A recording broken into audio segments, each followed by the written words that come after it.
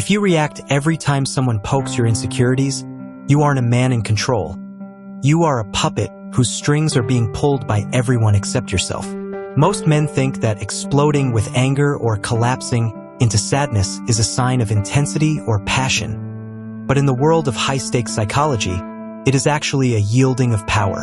The moment you lose your temper or let a woman's betrayal break your spirit, you have handed her, and the world, the remote control to your life. You are essentially telling everyone, here is how you can hurt me, here is how you can distract me, and here is how you can defeat me.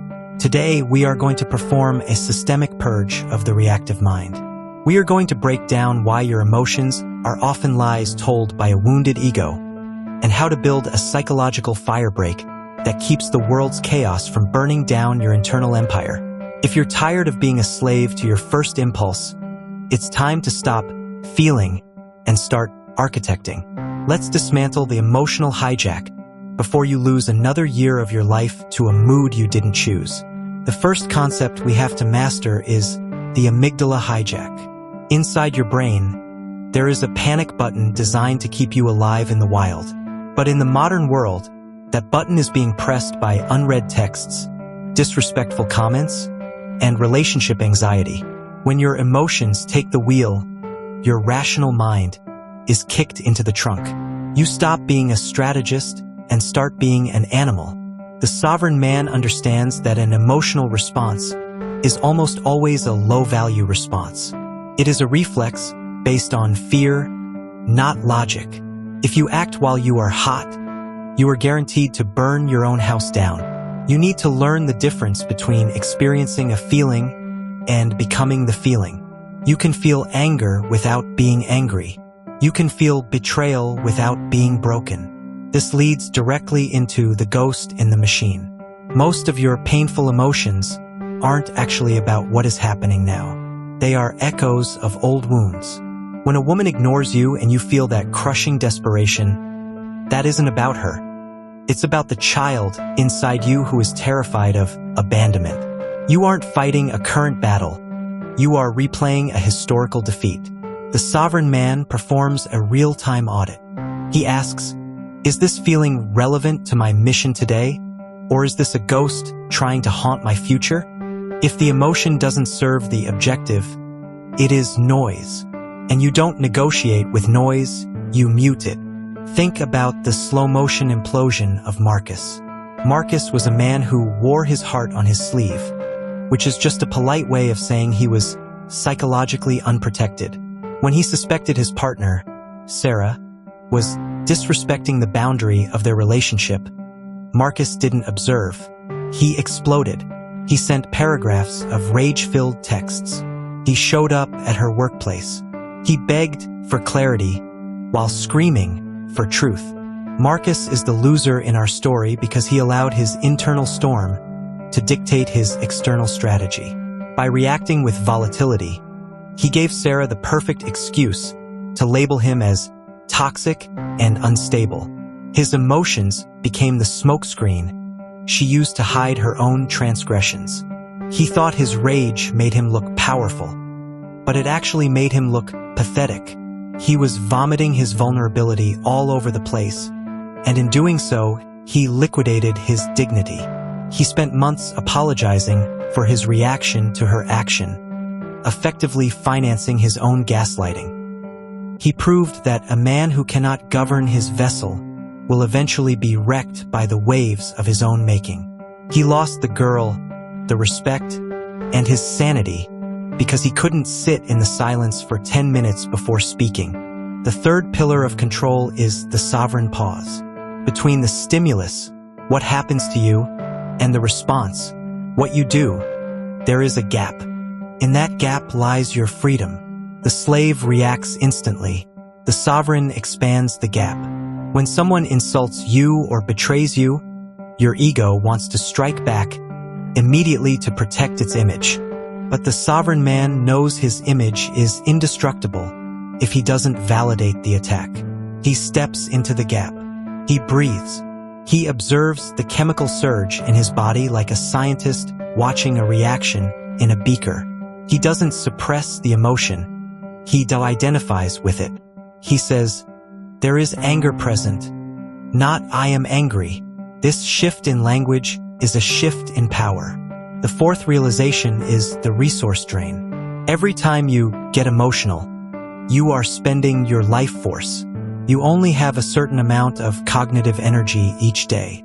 If you spend it ruminating on what an ex said or worrying about what a stranger thinks, you are embezzling from your success.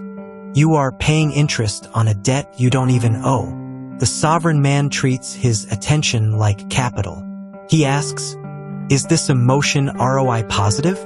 If getting sad doesn't increase the portfolio, he divests. He closes the account. He moves his energy to the gym, the business, or the mission. He understands that indifference is the ultimate efficiency. Furthermore, we must address the trap of the vulnerable narrative. Modern society tells men that being in touch with your emotions is a strength, but they often mistake being in touch with being controlled by. There is a difference between emotional intelligence, knowing what you feel, and emotional volatility, letting those feelings dictate the map. If your emotions are changing the destination every week, you will never arrive anywhere. You will be a ship with a broken rudder, spinning in circles while claiming you are exploring. Strength isn't not feeling. It is feeling and still executing. The fifth concept is the ego's deception. Most of what you call deep emotion is actually just narcissistic injury. You aren't heartbroken because you loved her so much. You are ego bruised because she chose someone else. You aren't furious because of the injustice. You are furious because your importance was questioned. When you strip away the ego, the emotion usually vanishes. The sovereign man practices ego dissolution. He realizes that he is not his reputation. He is not his relationship status, and he is not his past. He is the observer, and the observer cannot be hurt. He can only be informed. The reality is that the world feeds on the reactive man. The media, the algorithms, and manipulative people are all fishing for your emotions. They want to hook you so they can lead you. If you stop biting the bait, you become invisible to their control. You become a ghost in their machine. You become impossible to manipulate because you have no buttons left to press. You have to realize that emotional control isn't a trait, it is a muscle. It is built in the small moments, when the coffee is spilled, when the traffic is bad, when the waitress is late. If you lose it over small things, you will collapse over big things.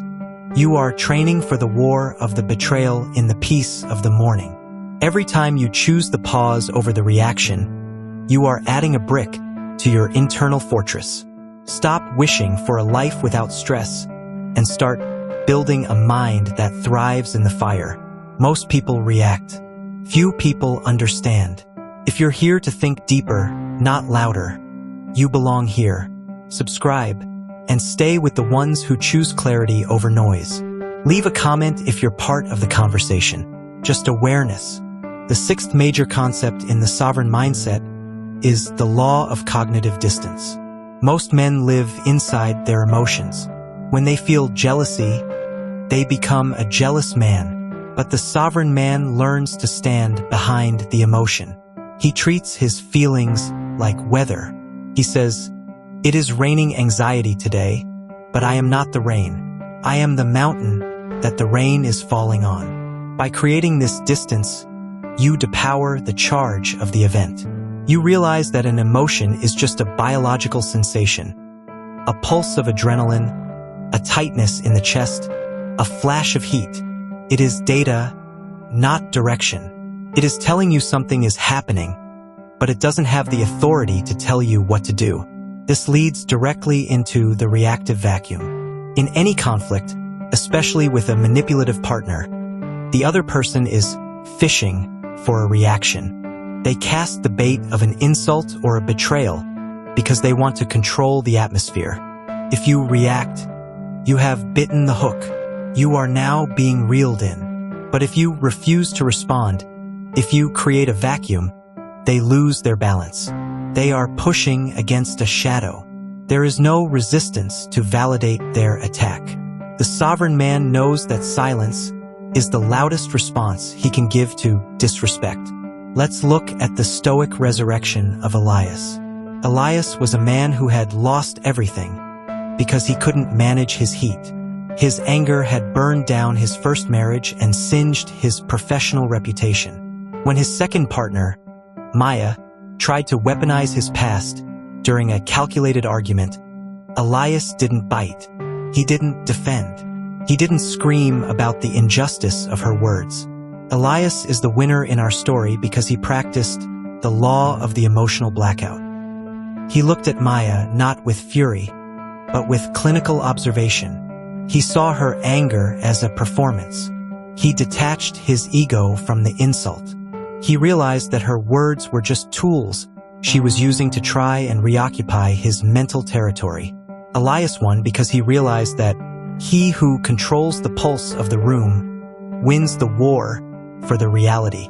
He simply said, "I hear your perspective, but I don't accept the conflict." He then left the environment, not in a huff or a panic, but with the quiet authority of a man who has somewhere better to be. By refusing to play, he won by default. Maya's power over him evaporated because it had nowhere to land. Elias proved that a man's peace is a fortress that can only be breached from the inside.